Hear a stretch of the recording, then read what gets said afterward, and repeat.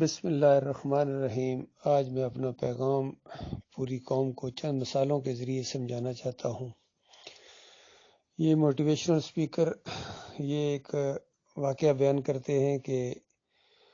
ایک ایگل تھا، باز، جو کسی مرغی فروش نے، مرغیاں رکھنے والے نے پکڑ لیا، کہیں سے بچہ تھا، وہ اپنی مرغیوں کے ساتھ اس نے چھوڑ دیا۔ وہاں مرغیوں کے ساتھ بڑا ہوا تو مرغی والا مزاج اس کا بن گیا اور اڑنا بھول گیا، بالکل اڑنا سیکھا ہی نہیں اس نے۔ اور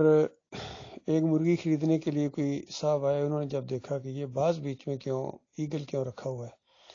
اس نے کہا چھوٹا سا تھا، گرا پڑا تھا، میں نے بس اس کو پکڑ لیا، مرغیوں کے دڑبے میں بند کر دیا، یہاں ہی بڑا ہوا ہے، بیچ میں یہ مرغیوں کے ساتھ کھاتا پیتا ہے۔ اس نے کہا یہ مجھے دے دو۔ اس نے کہا کیا کرو گے، یہ تو نہ اڑ سکتا ہے نا۔ اس نے کہا نہیں، میں اس کو لے جاتا ہوں، میں اس کو اڑنا سکھاؤں گا۔ وہ لے گیا اس کو اور ہر روز اس کو لیکچر دیتا، دیکھ تو باز ہے، تو مرغی نہیں ہے، تو اڑ۔ ایسے تھوڑا سا اوپر اس کو اڑاتا، یعنی اچھالتا، پھر وہ نیچے گر جاتا۔ تو کافی دن وہ اس کو اسی طرح کرتا رہا۔ آخر میں اس کو غصہ بھی آیا کہ یہ باز ہے، ایگل ہے، اتنے بڑے بڑے پر، طاقتور پر اس کے ہیں، اڑتا کیوں نہیں ہے۔ اس نے کہا آج میں تمہارا علاج کرتا ہوں۔ ایک پہاڑ کی چوٹی پر اس کے لے کے گیا اور اس کو کہا دیکھ اب بھی وقت ہے، اڑ، تو اڑ سکتا ہے، اصل میں تو ہمت نہیں کرتا ہے، تو اڑ، نہیں تو آج میں اس چوٹی سے تجھے پھینکوں گا، یا تو اڑے گا یا تو مرے گا۔ اس نے چوٹی سے اس کو زور سے پھینکا، کافی نیچے تک، تو بالکل پتھر کی طرح آیا اور سمجھ رہا تھا کہ اب میں بالکل نیچے گروں گا اور مروں گا۔ تو جب زمین کے ذرا زیادہ قریب ہو گیا تو خود بخود جس طرح پر بار اس نے تھوڑی سی بچنے کے لیے کوشش کی تو تھوڑے سے پر ہلے اور تھوڑا اس کو محسوس ہوا کہ میں یعنی پتھر کی طرح نیچے جانے کی بجائے تھوڑا سا آہستہ جا رہا ہوں۔ اور پھر اسی طریقے سے اس نے اور ذرا ہمت کی تھوڑی سی اور پر ہلائے تو تھوڑا سا وہ رک گیا۔ پھر اسی طرح آہستہ آہستہ اس نے دیکھا کہ میں تو ایسا لگتا ہے کہ اڑ سکوں گا، اور اس نے ہمت کی تو آہستہ آہستہ وہ اڑان بھرنا شروع ہو گیا اور پھر اس نے پرواز شروع کر دی۔ تو یہ ایک سٹوری کے بعد وہ سبق دیتے ہیں کہ دیکھو مسلمانوں، تمہاری حالت اس باز کی ہے، ہو تم باز، لیکن مرغیوں کے ساتھ رہ رہ کے تمہاری ذہنیت مرغیوں کی طرح ہو گئی۔ اب تھوڑی سی ہمت کر کے اٹھو، تم باز ہو، تم اٹھ سکتے ہو۔ یہ مثال مجھے اکثر اچھی لگتی تھی۔ پھر یہ مسلمانوں کی حالت اس طوطے کی سی بھی ہو گئی ہے جس کو پنجرے میں کسی نے بند کیا اور روزانہ اس کو کہتا تھا کہ میاں مٹھو پنجرے میں بند رہے گا، میاں مٹھو پنجرے میں بند رہے گا۔ تو میاں مٹھو نے وہ سیکھ لیا جملہ اور اس نے بھی کہنا شروع کر دیا۔ تو جس نے وہ میاں مٹھو رکھا ہوا تھا اس نے کہا اب تو یہ خود کہتا ہے میں پنجرے کے اندر بند رہوں گا، چلو اس کا دروازہ اب کھول دیتے ہیں، اب اس کو بند کرنے کا کیا فائدہ، یہ خود جو کہہ رہا ہے۔ تو وہ طوطا باہر نکلا اور اڑ کے دیوار کے اوپر جا کے بیٹھا اور ساتھ ہی کہنے لگا میاں مٹھو پنجرے میں بند رہے گا۔ اس نے جا کے پکڑنے کی کوشش کی، پنجرا آگے کیا کہ چلو ٹھیک ہے آ جاؤ بیچ میں، اڑ کے چھت پر جا کے بیٹھا اور ساتھ ہی کہنے لگا میاں مٹھو پنجرے میں بند رہے گا۔ اور تھوڑی دیر کے بعد اڑ کے چلا گیا اور یہ کہتا ہوا اڑا کہ میاں مٹھو پنجرے میں بند رہے گا۔ تو یہ بھی ایک چھوٹا سا واقعہ ہے، کہانی ہے۔ اصل میں طوطے کو یہ پتہ ہی نہیں تھا کہ وہ منہ سے کیا نکال رہا ہے۔ اگر وہ منہ سے جو نکال رہا تھا پتہ ہوتا کہ میں یہ کہہ رہا ہوں کہ میں اس پنجرے کے اندر ہمیشہ خود بند رہوں گا، تو وہ کبھی یہ الفاظ نہ بولتا۔ بالکل یہ حالت ہے آج مسلمانوں کی۔ یہ کلمہ پڑھتے ہیں لا الہ الا اللہ محمد رسول اللہ، یقین کیجئے اس کلمے کا معنی نہیں جانتے ہیں، مفہوم نہیں جانتے ہیں، اس کا تقاضا نہیں سمجھتے ہیں، اور اسی کلمے کے یہ سب سے زیادہ دشمن بنا دیے گئے، الا ماشاء اللہ۔ ان کو ہوش ہی نہیں ہے کہ یہ کلمہ تو کہتا ہے کہ اللہ کے علاوہ کوئی الہ نہیں ہے، یعنی کوئی جس طرح بت نہیں ہے، جس طرح اللہ کے علاوہ کوئی خدا نہیں ہے، اسی طرح اللہ کے علاوہ کوئی مزار نہیں ہے، کوئی پیری مریدی نہیں ہے، کوئی جمہوریت کا یہ نظام نہیں ہے، کوئی عرس اور میلہ نہیں ہے، کوئی چادریں اور چڑھاوے نہیں ہیں، 11ویں اور 12ویں نہیں ہیں، 10 محرم کی سبیلیں نہیں ہیں، واسطے وسیلے نہیں ہیں۔ کیوں؟ لا الہ الا اللہ۔ کیونکہ لا الہ الا اللہ ہوگا تو پھر یہ ساری چیزیں نہیں ہوں گی، اور ان ساری چیزوں میں سے کوئی ایک چیز بھی اگر بال برابر بھی ہوئی تو پھر لا الہ الا اللہ خود بخود ختم ہو جاتا ہے۔ اور محمد رسول اللہ کا مطلب یہ ہے کہ محمد صلی اللہ علیہ وآلہ وسلم آخری رسول ہے، ان کی پیروی لازم ہے۔ یہ کسی عام بندے کی بات نہیں ہے، یہ محمد رسول اللہ کی بات ہے۔ اسی وجہ سے آخرت میں جو سوال ہونے وہ یہی ہونا ہے کہ محمد رسول اللہ کے بارے میں تمہارا کیا عقیدہ تھا، اور ان کی بات یعنی کہاں تک تم نے مانی تھی، دنیا میں کس کی بات مانی تھی، محمد رسول اللہ کی یا کسی اور کی؟ تو اس وقت وہ بندہ پکڑا جائے گا جس نے آج دنیا میں محمد صلی اللہ علیہ وآلہ وسلم کی پیروی نہیں کی ہے، کہ محمد صلی اللہ علیہ وسلم نے اللہ کی بات مانی ہے، اللہ کو ایک مانا، پہلی سنت نبی علیہ السلام کی اللہ کی توحید کو ماننا ہے، رد شرک کرنا ہے، اور پھر توحید کے اوپر جم جانا ہے، پھر اسی کی خاطر جینا اور پھر اسی کی خاطر مرنا ہے۔ یہ ہے انبیاء کا طریقہ۔ تو اس سٹوری کے اندر بھی یہی ہے کہ ان مسلمانوں کو لا الہ الا اللہ محمد رسول اللہ کا معنی نہیں آتا ہے، اور اس معنی کو بتانے کی ضرورت ہے۔ تیسری مثال اس کی یہ ہے جو میں نے ایک چھوٹے سے کلپ کے اندر طارق جمیل صاحب کی سنی ہے، وہ مثالیں بھی دیتے ہیں لیکن کاش اس کے اوپر خود بھی عمل کریں۔ انہوں نے ایک مثال دی کہ ایک پرندہ کسی نے بچپن میں پکڑا، یعنی اس کو پنجرے کے اندر بند کر دیا، وہ اڑنا سیکھا نہیں، اس نے اڑ نہیں سکتا تھا۔ تو بعد میں جب وہ بڑا ہو گیا تو اس بندے نے اس کو کہا چلو اس کو آزاد کرتے ہیں، چھوڑ دیتے ہیں۔ تو جب چھوڑا تو پرندے نے گویا کہا اپنی ادبی انداز سے حال میں کہ اب میں کدھر جاؤں، مجھے تو اڑنا ہی کوئی نہیں آتا ہے، اور پھر اگر بالفرض اڑ بھی جاؤں تو مجھے یہ بھی کوئی نہیں پتا کہ میں نے جانا کدھر ہے، میرا علاقہ کون سا ہے، میں نے رہنا کہاں ہے۔ تو یہ طارق جمیل صاحب کہنے لگے کہ یہ ساری قوم اب پنجرے میں بند ہے، اس امت مسلمہ کا یہی حال ہے،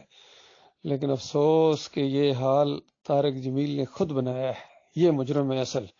اور یہ سارے اس جیسے جتنے علماء ہیں، چاہے یہ دیوبندیوں کے علماء ہوں، قاسم نانوتوی سے نیچے اشرف علی تھانوی، گنگوئی، اور یہ کیا نام ہے تقی عثمانی اور رفیع عثمانی، اور جتنے ہی انہوں نے اس امت کو یہ بنایا ہے، ان کے شرک انجیکشن دے کے۔ محمود الحسن نے جس طرح تفسیر لکھی، اور تفسیر کے اندر لکھتے ہیں کہ اللہ کے بندوں، پہلی قرآن کی کڑاکے کی توحید کی آیت جو آئی ہے ایاک نعبد و ایاک نستعین، اس کو شرک کے اندر بدلی کر دیا ان دیوبندیوں نے، محمود الحسن نے اور شبیر احمد عثمانی نے۔ کہتے ہیں اللہ کے بندوں کو جو ہے خالص واسطہ رحمت الہی سمجھ کر اگر ان کو بھی مدد کے لیے پکارا جائے تو یہ بھی اللہ ہی کو پکار ہے۔ اندازہ لگائیے کتنا بڑا جرم، وہ بندوں کو پکارنا، اللہ کو پکارنا کس طرح ہے۔ اسی طرح اشرف علی تھانوی صاحب کہتے ہیں اللہ کے بندوں کو نبی کا بندہ کہہ دیا جائے تو کوئی مسئلہ نہیں ہے۔ اندازہ لگائے پورا قرآن اللہ نے بھر دیا کہ تم اللہ کے بندے ہو، تمہیں اللہ نے اپنی بندگی کے لیے پیدا کیا۔ سارے انبیاء اللہ کے بندے تھے، پہلے نبی آدم علیہ السلام اللہ کے بندے، آخری نبی محمد صلی اللہ علیہ وسلم اللہ کے بندے، اس لیے سکھا کے گئے ہیں کہ جب بھی یاد کرو عبد ہوں و رسول ہوں، میں پہلے عبد ہوں پھر رسول ہوں، بس یہ میری حیثیت ہے۔ آج انہوں نے نور کا ٹکڑا بنا دیا، اللہ کی ذات کے اندر شامل کر دیا، پھر واسطے، پھر وسیلے، اور بڑی بڑی پگڑیاں ہیں اس کے اندر جنہوں نے یہ عقیدے دی ہیں۔ مجدد الف ثانی،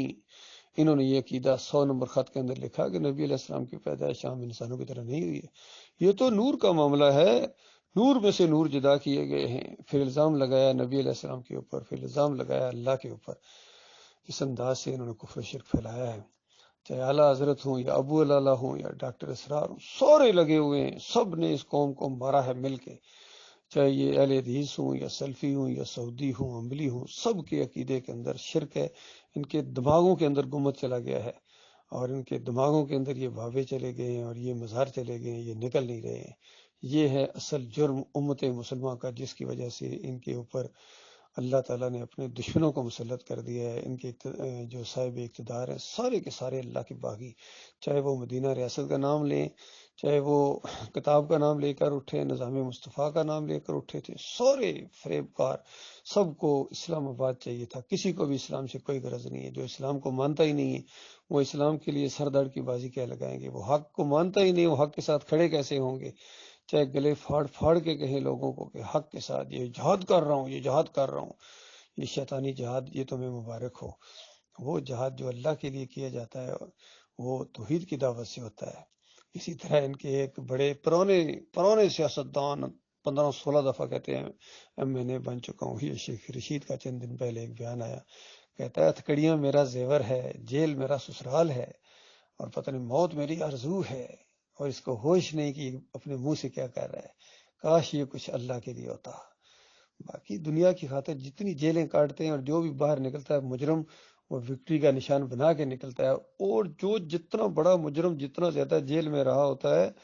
چاہے 11 سال زرداری رہا ہو یا نواز شریف بھی، اس کو پھر فخر محسوس کرتے ہیں کہ میں جیل میں رہا ہوں۔ جیل میں رہے ہو تو جرم کر کے رہے ہو نا، کرپشن کر کے رہے ہو نا، یہ کون سی خوبی ہے؟ جیل والے تو عام طور پر بدنام لوگ ہوتے ہیں، اللہ یہ کہ کوئی خالص اللہ کی رضا کے لیے توحید بیان کرتے ہوئے اور شرک کا رد کرتے ہوئے، جس طرح ہمارے ساتھ بھی ہوا تھا۔ ہم نے اپنے علاقے گجر خان کے اندر آگے چکری وکیلاں کا جو گاؤں ہے، وہاں جتنے یہ بابے تھے، چاہے یہ بابا صاحب سبحان ہو، نکڑورے والی سرکار ہو، یا کلیاں والی سرکار ہو، یا بابا زمان شاہ جو زندہ وہ آتا تھا ایک فریبکار، جتنے پیر آتے تھے ان کے خلاف ہم نے آواز اٹھائی تھی، اور ہر شرک کے خلاف ہم نے آواز اٹھائی تھی۔ تعویذ گنڈے کے شعر کی یا رسول مدد کہنا، اس یہ شعر غوثیہ مسجد اندازہ گئے، غوثیہ نام رکھا اور 11ویں دیتے تھے ہمارے علاقے کے لوگ لہانی چکری وکیلاں، مسجد کے اندر 11ویں کی دیگ پکاتے اور بانٹے، ابھی تک بانٹتے ہیں۔ تو جب اس طریقے سے ہم نے آواز اٹھائی کہ دیکھو یہ تم شرک کر رہے ہو، اور ایک شیعہ شاہ شبیر نام تھا اس کا، اس کو اپنا امام رکھا ہوا تھا، سنی بنا ہوا تھا، ساری شیعت کرتا تھا، ہر شیعوں کے محفل میں جاتا تھا، گھوڑے کو وہ پوجتا تھا، علم کو وہ پوجتا تھا، اور کتنوں کو جہنم کی آگ کا ایندھن بنا دیا ہمارے باپ دادا کو اس نے۔ تو جب تھوڑی سی نشاندہی کی گئی تو اس وقت گاؤں والے اتنے ناراض ہو گئے، پرچے کٹوا دیے، جیلوں تک پہنچا دیا۔ تو اس طرح کو اللہ کے راستے میں جائے، اس طرح وہاں ہمارا ایک ساتھی بنا جیل ہے، ڈیلا جیل کے اندر، تو اس نے بھی کہا، اس نے کہا تم تو خوش قسمت انسان ہو، مبارک تمہارا ایک ایک قدم یہاں اللہ کے راستے میں، ہم دیکھو دوسرے کام کر کے آئے ہیں۔ تو یہ سوچ کی بات ہے بھائی، اللہ تعالیٰ غور و فکر کرنے کی توفیق عطا فرمائے۔ تو جب تک یہ توحید کی طرف قوم نہیں آئے گی، ایمان کو خالص نہیں کرے گی، ان مزاروں کو نہیں کرائے گی، یہ پیری مریدی نہیں ختم کرے گی، اور یہ جمہوریت کا مشرکانہ اور طاغوتی نظام کا خاتمہ نہیں ہوگا، کوئی خیر امت کے اندر نہیں آ سکتا ہے، کوئی علاقے میں نہیں خیر آ سکتا ہے، اور پوری دنیا میں یہ جو افراتفری ہے، اور پھر زلزلے ہیں، طوفان ہیں، اور جنگیں ہیں، نفرتیں ہیں، مہنگائی ہے، غربت ہے، یہ ساری جتنے جرائم ہیں، جتنے قتل غارت ڈاکے، یہ ایک چیز کی پیداوار ہیں، اس کو شرک کہتے ہیں۔ شرک اللہ کو گالی ہے، اور جو شرک کے ساتھ مر گیا، چاہے زمین اس نے نیکیوں سے بھر دی ہے، وہ جنت کی خوشبو تک نہیں پا سکے گا۔ اور اس کی دوسری طرف یہ ہے کہ جس نے شرک نہیں کیا ہے، چاہے اس نے زمین اور آسمان گناہوں سے بھر دیا ہے، وہ بھی انشاءاللہ ایک نہ ایک دن جہنم سے ضرور نکلے گا اور جنت کی بادشاہی کا تاج پہنے گا۔ آج ہی میں نے وہ ایک حدیث سنی ہے جس کا ایک مفہوم یہ ہے کہ وہ آخری جہنمی جو جہنم سے نکلے گا، گناہ گار ترین انسان ہوگا، سب سے بڑا گناہ گار، سب سے بڑا گناہ گار، لیکن مشرک نہیں تھا، یا علی مدد کے نعرے نہیں لگاتا تھا، یا رسول مدد کے نعرے نہیں لگاتا تھا، 11ویں نہیں کھاتا تھا، 12ویں نہیں کھاتا تھا، 10 محرم کی سبیل اور شربت نہیں لگاتا تھا، اور واسطے وسیلے کے ساتھ نہیں بلکہ براہ راست اپنے مالک اور خالق کو پکارتا تھا جب کبھی پکارے، اور اسی سے ڈرتا تھا، کسی اور سے نہیں ڈرتا تھا، لیکن گناہ گار ہو گیا، گناہ ہوتے رہے، اس سے پاؤں پھسلے، بے شمار پھسلے، شیطان کی باتوں میں آ کے کتنے گناہ اس نے کر لیے، لیکن شرک نہیں کرتا تھا، کسی مزار پر نہیں جاتا تھا، عرس اور میلے نہیں کرتا تھا، اس سے نفرت کرتا تھا، وہ تھا مومن۔ تو اس کے بارے میں آتا ہے کہ جب یہ جہنم سے نکلنے کے بعد جنت میں جائے گا، اور اس کی جو جنت ہوگی، یقین کیجیے اس پوری زمین کی بڑی بادشاہی سے جو ہے 50 گنا بڑی بادشاہی اس کو ملے گی، اندازہ لگائیں، 50 گنا بڑی، پھر ہمیشہ ہمیشہ کی بادشاہی کا تاج۔ یہ آخری درجے کے جنتی کا یہ حال ہے، تو اللہ کے بندو جو اچھے درجے کے اور اونچے درجے کے جنتی ہوں گے، ان کا کیا حال ہوگا خود تصور کرو۔ تو اگر تم نے شرک نہ چھوڑا، اس جنت سے محروم کر دیے جاؤ گے، ہمیشہ کے لیے جہنم کی آگ کے اندر ڈال دیے جاؤ گے، جنت سے محروم کر دیے جاؤ گے، اور جہنم کی آگ لازم ہو جائے گی تمہارے اوپر۔ اللہ تعالیٰ غور و فکر کرنے کی توفیق عطا فرمائے۔